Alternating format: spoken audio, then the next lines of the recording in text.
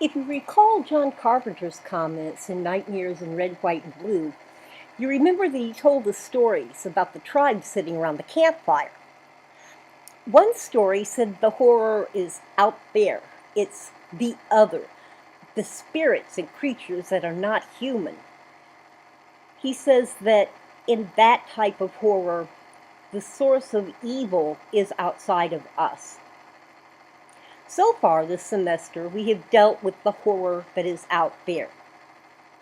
But Carpenter's other story replies that no, horror lies within us. He says that it is the evil within people that is the source of horror. As we begin discussing domestic horror, we are turning to a discussion of the horror within us. The source for this presentation is Gina Whisker, and complete bibliographic information for her is provided on the Works Cited page that will be posted for this class.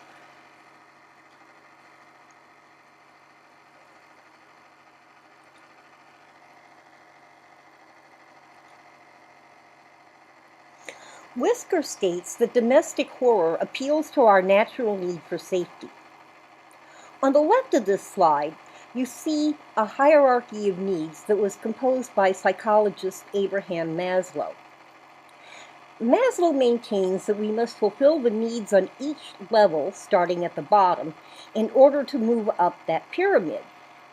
Our most basic need, of course, are physiological needs. We must have food, water, and shelter from the elements. Those are primary. But once we are confident that we can consistently meet those needs, we turn to addressing our needs for safety. In order to feel safe, we need to feel secure in our homes and communities.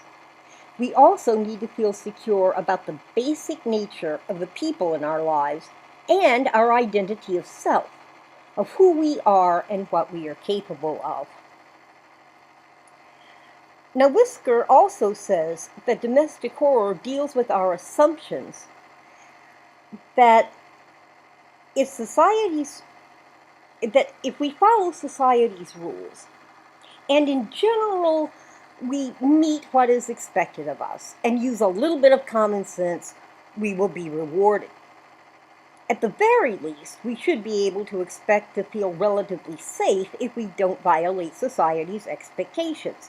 At least that is the belief system that we operate under. But in domestic horror, that is not the case. People living normal lives and doing what they can to play by society's rules become victims of horror, originating in sources where they least expect it, which makes it even more horrifying. Now, Whisker maintains that domestic horror affects more than our feelings of safety in our homes and with the people in our lives. To some degree, the identity of self is both affected by and reflected in our homes and our interactions with those that we are closest to, and that both of those can have a dramatic effect on our identity of self. By defamiliarizing those places and people who are most familiar to us, domestic horror leads us to doubt our understanding of the nature of the world and life itself, and our basic understanding of it. It creates questions about the foundational knowledge that forms the basis of how we identify self.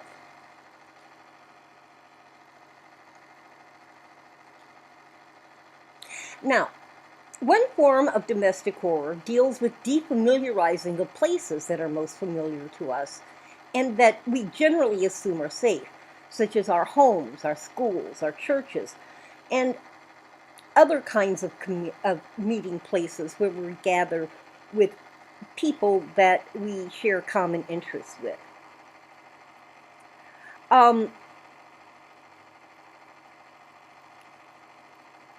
Community, when we're talking about domestic horror, refers not necessarily to the entire city that we live in. Instead, it refers to places and groups that are important parts of our day-to-day lives. Now, yes, in smaller towns, it might be an entire community. as we see in A Rose for Emily. But in larger cities, it might just be our place of work, a mall, a shopping center, or other business we usually frequent, a recreational area, a subdivision.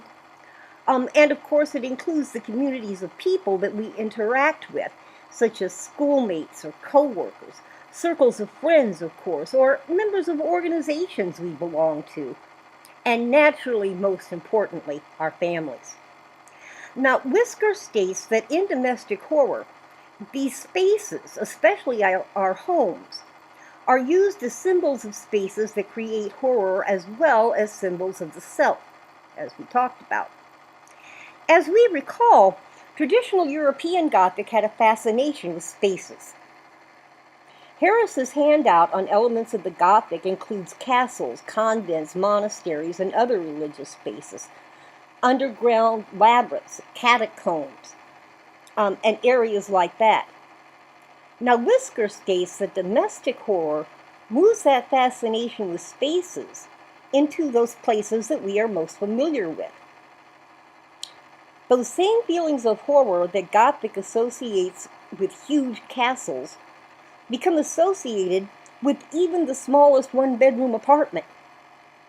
Also, Whisker states that domestic horror often incorporates spaces where we are often most vulnerable because we're relaxed, we're sleeping, or we might be focused on our daily routines.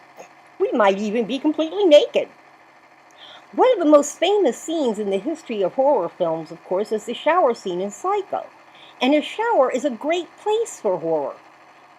It's very small and self-contained. It's an easy place to become trapped because we can't exit in any direction but one, and if that exit is blocked by a murderer, as it is in Psycho, then we can't get out. And of course, nudity always increases our feelings of vulnerability. Now, Whisker also states that domestic horror exposes familiar places as danger zones. And Whisker says that one of the functions of domestic horror is to remind us that familiar spaces might not be as safe as they appear. We've certainly seen this in the U.S. in terms of our classrooms. It used to be that the only thing we had to fear in a classroom was dirty looks from the teacher. But grade schools, high schools, universities, and community colleges have all been sites of mass murders committed by people the victims usually didn't know in recent years. Classrooms are vulnerable spaces. And we have our belongings spread out around us, and we're focused on what is going on in the classroom. Or, we might just be focused on trying to stay awake. But we're not on guard against physical danger, as we might be if, for example, we were walking in an unfamiliar neighborhood by ourselves at night. Often in classrooms, there are no exits other than the door that a gunman might be blocking. There's nothing substantial enough to provide a safe physical barrier in most cases. There's just the small wooden desks.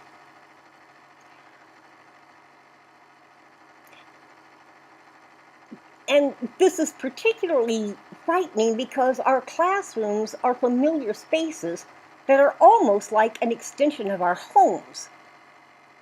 But as Whisker points out, spaces that we think are safe can, in fact, be danger zones, and the danger is heightened because we are not on guard at all or prepared for it at all. Well, even spaces that are not all that familiar can be sites of domestic horror. You remember when we saw 1408, Mike Enslin reminds us that all hotel rooms are basically the same, right? As Enslin says, when we walk into a hotel room, even if it's in a city we've never visited before, our reaction is one of recognition. And in practically no time after we get to the room, we've unpacked our bags, surrounded ourselves with familiar objects that we brought with us, slipped into comfy clothes, and stretched out to watch TV. We make what is actually a very generic space our own, and we feel comfortable and familiar with it. So defamiliarizing that space, as we saw happen in 1408, is almost as unsettling and horrific as defamiliarizing our homes.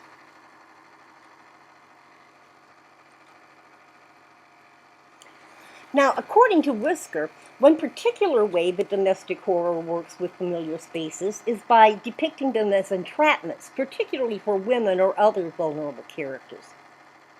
We've seen this aspect in some of the works we've studied already. In The Yellow Wallpaper, for example, the house is depicted as a space to which the narrator is confined with absolutely no hope of escape. The theme of home as entrapment for women is even more directly depicted in the narrator's hallucinations of women trapped within the wallpaper. In that case, women are actually trapped by a physical part of the house. But it's not only women who can be trapped in the space. Both The Shining and 1408 depict reasonably familiar spaces as entrapments. Because entrapment cuts characters off from society, it produces isolation. And we've already learned from studying the elements of American Gothic, isolation is a frequent theme in American Gothic. Now, Whisker also states that domestic horror often implies or directly demonstrates hidden secrets and hidden selves that are different from the self that we allow the world to see. She states that often these secret and hidden selves are depicted as being necessitated by constrictions within the home environment. Sometimes, but not always, secrets and other selves are hidden because of fear of repercussions from family members if the secrets become known. For example, The Shining reveals that Jack and Wendy fail to have significant discussions because of fear of how the other will react. I think it could be argued that Jack's obsession with the Overlook is an addiction, and maybe one reason he fails to discuss the Overlook's effect on him is that he knows how Wendy reacted to his alcoholism. And that might particularly have been a factor because so many of the little habits that characterized his drinking reappear after the family moves to the Overlook. Of course, Jack's not the only one who keeps secrets, and by the same token, Wendy might resist telling Jack that she's concerned about his relationship with Danny because even she recognizes that at least some of that might spring from a jealousy that's similar to the jealousy that her mother had felt. And as you know, if you're married, no one wants to hear a spouse say, "You're just like your mother," or "You're just like your father." And also in The Shining, we see, of course, that Danny keeps secrets. Primarily, he keeps his shine hidden because he's afraid that he will be put away, particularly after the father of one of his schoolmates is. And he also naturally believes that his parents won't believe him when he says that he sometimes sees what's going to happen in the future. We also saw how community standards prevented young Goodman Brown from discussing his experiences in the woods with anyone, including his wife, Faith. His assumption of widespread sin is so hidden that his resentment and suspicion of the community grows continually until, as it says, his dying hour is doomed. Now, recall that in some cases, domestic horror deals with groups larger than the nuclear family and extends to spaces and relationships within a larger community that is important to the central character. And so consequently, what young Goodman Brown experiences in dealing with members of his community is considered domestic horror. Pardon me. Now, Lister raises an interesting point by discussing that in some ways all of us are to blame for domestic horror in the real world because we're so vested in the American dream of the happy home and family. We actually believe that the happy family in front of the fireplace that's depicted on Christmas cards is not only attainable, but actually the norm. So we hide, even from ourselves, anything that might indicate that our home and family doesn't meet that norm. As a result, some members of the family might feel trapped, or they might feel it's imperative to hide important aspects of ourselves, or to keep secrets.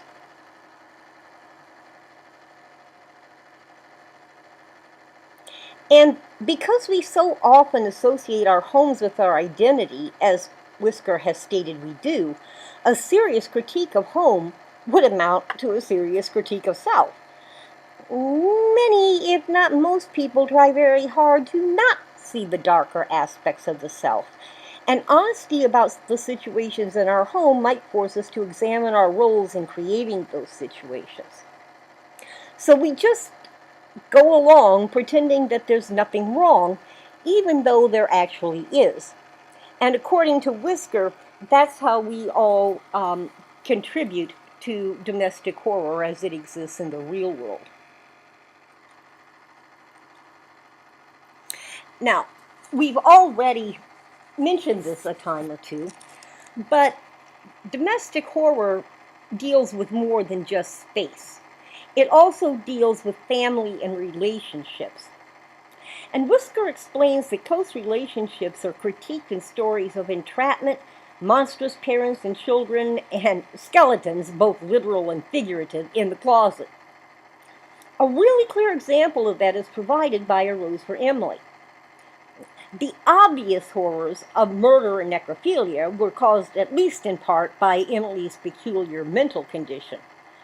But they also were created by the horror that she experiences in dealing with the community around her. As Whisker points out, while isolation can be a source of horror, intrusion can too, especially if the intrusion is excessive or carried out by inappropriate people. Inappropriate and excessive intrusion threatens our feelings of security and safety in our homes, and as we've already talked about, that's a basic need that all humans share. Emily does what she does in the story because, at least in some critics' opinions, and we will talk about that, the town pushes her into doing it. Now, Whisker states that domestic horror that deals with families and relationships often focuses on the oppressive, the threatening, and the perverse. In other words, the other side of the domestic bliss coin. Now, while any community of people that is significant to our lives can be the focus of domestic horror, Whisker says that relationships within immediate families are good subjects for horror because usually they are the relationships that are most significant in reflecting and helping to create our identities. She says that children make good subjects of horror because children represent parents' desire for immortality. We tend to see children to a greater or lesser degree as a reflection of the self. Truly horrible children who commit murders or other atrocities, as most of the children who are sources of horror in fiction tend to do, lead us to question what part of ourselves that aspect of the child's personality arises from, or what we are doing wrong as parents that created an environment that would create such evil. Now, another point that Whisker makes about the people who are important to us and their being sources of horror is that they have even more opportunity to attack us when we are most vulnerable because in many cases they live with us, or at least have access to us when we are in vulnerable states. It's much easier for people we live with to be on hand when we're sleeping or showering. But that doesn't mean they're the only people who have access to it when we're vulnerable. In the film Carrie is first approached by a schoolmate after making an error playing volleyball. And then, of course, she's attacked by a larger community of girls when she is debilitated by confusion and fear and is naked and trapped in a shower. The spaces provide a better opportunity for horror because performance in an athletic venue is much more visible than performance in an academic class. And of course, the nudity and limited exits from a shower lend themselves to entrapment. But it's really the girls, not the spaces themselves, that are the sources of evil that lead to horror. And often, the trust we place in our families can contribute to horror. For example, the narrator in the yellow wallpaper trusts her husband not only as a spouse, but also as a medical expert. Now, there's some debate about literary critics on this topic, but I don't think that John appears to be intentionally hurting his wife. He's using medical judgment that was believed to be sound at the time the story was written. But because the medical knowledge was wrong, the trust was misplaced, and the man that the narrator counts on to relieve her depression and horror instead increases it to the point of madness.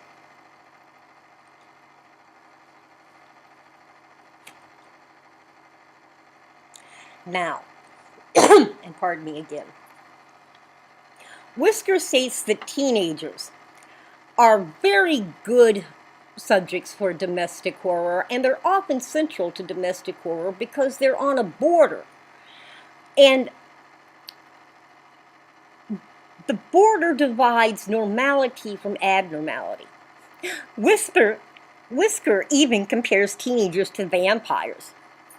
Vampires are neither alive nor dead, and teenagers are neither children nor adults.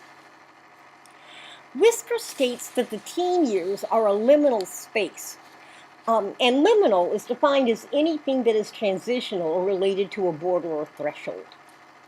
As Whisker points out, teens are on the border between the controlled liberties of childhood and the conformities of adulthood. She says that the teen years represent the dangerous borderline that is created from the relatively free reign that is childhood, and the fact that that is in some ways curtailed as society places more pressure on teens to conform and to adhere to rules of society that they might not even be old enough to be aware exist. Also, as Whisker points out, it's a natural part of the teenage years to question authority. We have to do that to define our own value system. A value system that is ours and is not just what is dictated to us by others. That questioning is part of the process we have to go through in order to form a unique individual self. But when you combine the fact that there are societal expectations placed on teenagers, and they're not always even sure of what those expectations are, and they don't feel confident that authority figures can be trusted, well, you can see where the teen years are particularly fraught with stress. And that increases the danger that the decisions that are made and the actions that are taken can move in the wrong direction. Now, as Whisker says, domestic horror, of course, focuses on cases where the directions that are followed are spectacularly wrong and lead to consequences that are, of course, often exaggerated, because horror often does tend to exaggerate in order to create an effect of horror. Now, we see obvious examples of the dangers of the metamorphosis from child to adult going disastrously wrong in Carrie. Also, as we read it, we might want to consider the fact that the incidents in The Other take place the summer after the twins' 13th birthdays. So the twins are also living in the liminal space of the teenage years. Obviously, in both cases, and you will see this in both Carrie and The Other, there are other factors of domestic horror that contribute to what happens. For example, I think after watching it that we'll pretty much all be able to agree that Carrie's mother is not depicted as being loving and nurturing, shall we say. And certainly the girls she goes to school with bully her horribly.